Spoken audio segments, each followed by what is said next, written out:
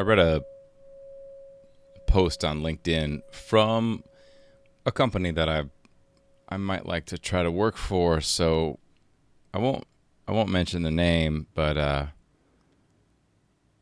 the post is what matters. It was like one of these screenshots of a quote, and I'm going to paraphrase, but the gist of the quote was that if I could control my thoughts, then I could control my actions or something like that. But I kind of got stuck on the notion of controlling thoughts. And it made me think about, do we or can one control one's thoughts? It certainly seems like it. It seems like we are the authors of what we think. We sort of imagine that we decide what to think next. And if we're thinking the wrong things, then that is somehow a failing of ourselves, and that what we need to do is simply think the right things. So if we have thoughts that are negative self-talk, then we own that. That's our fault, and we need to think better thoughts.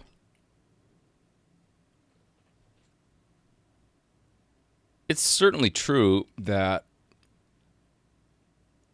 I can choose to think of new things. I can choose to think of a Ferris wheel, which is a random object that just came into my mind from, I don't know from where, and I can start to think about going to an amusement park and getting on a Ferris wheel, or I could start thinking about engineering my own Ferris wheel, maybe something to rival the big thing in London. And all of these thoughts are sort of unfolding as I'm speaking. I had no idea when I started this that I was going to talk about the big wheel in London. I can't remember what that thing's called anyway. What is reported by meditators, and I can confirm because I'm one of them, is that thoughts arise from an unknowable place, like any object. We don't author them.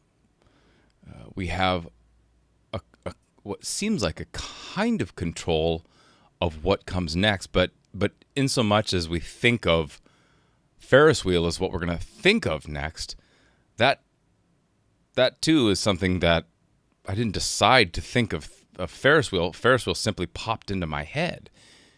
And so when we look at what are our thoughts, we are never controlling the source of our thoughts. They simply arise and they pass, like a car on the road or a cloud in the sky or any other object that passes by our awareness. One could make a case that we control our attention, and by virtue of that fact, we're controlling our thoughts. But that doesn't stop the stream of thoughts, which if one pays close enough attention, it's not like an audio stream from a radio signal that we've tuned into. It's as if all the frequency on the radio dial are broadcasting at one time. I mean, really, sometimes it's the entire dial. And none of it's grammatically correct. There's no punctuation. Very rarely, in fact, I can't think of a time where the formation of thought had the completeness of the sentence that I'm speaking right now.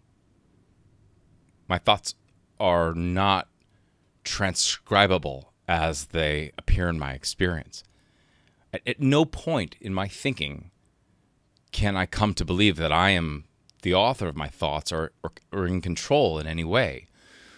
And it might seem different.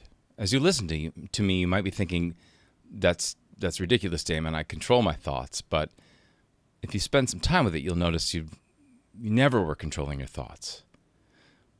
Attention, what you attend to, and we can have a whole conversation about the source of why we might attend to one thing versus another and how much actual agency we have there. That's a different conversation, but we do have choice around what we attend to.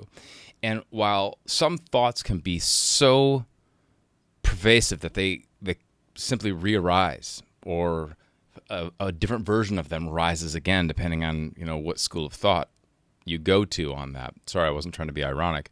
The thoughts can return in some fashion, and then the game becomes redirect my attention again. And so what I can do when I notice that I have unwise thoughts or corrupt or just maybe negative self-talk is I can move my attention toward something else. I mean, I can also really focus down in on what it is I'm thinking about.